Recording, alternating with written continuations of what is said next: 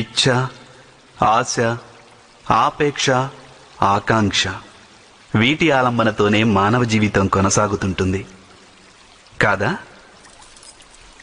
ఎవరైనా మిమ్మల్ని ప్రశ్నించారనుకోండి, మీరెవరు అని. దానికి మీ సమాధానం ఎలా ఉంటుంది? మీరే ఆలోచించండి.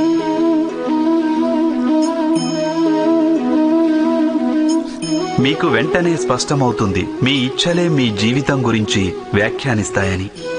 ఆశించింది పొందాక లభించే సఫలత లేదా దానిని కోల్పోయాక మిగిలే విఫలత, ఇదే మీ అస్తిత్వం.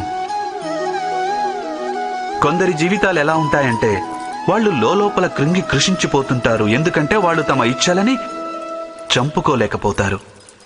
ఇచ్ఛలు వాళ్ళని ఎలా నిర్దేశిస్తాయంటే మృగతృష్ణ కోసం మృగాల్లా పరుగులు తీస్తుంటారు. అయినప్పటికీ ఈ ఐహిక ఇచ్ఛల గర్భమే జ్ఞానామృతాన్ని కూడా ప్రసాదిస్తుంది. ఎలా అంటే ఇచ్ఛలు అసంపూర్ణంగా ఉన్నా, నెరవేరకున్నా అప్పుడు అక్కడి నుంచే జ్ఞాన కిరణాలు ఉత్పన్నమవుతాయి మానవుల అంతరాత్మలో.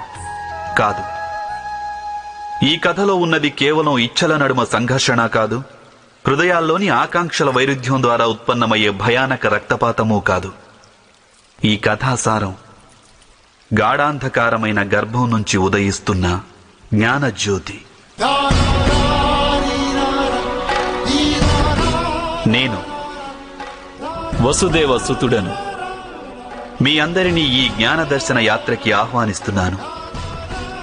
ఇందులో జీవన మర్మం తెలుస్తుంది, మానవ ధర్మమేమిటో తెలుస్తుంది, బురదలో నుంచి లేచి కమలమై వికసించే మార్గం తెలుస్తుంది.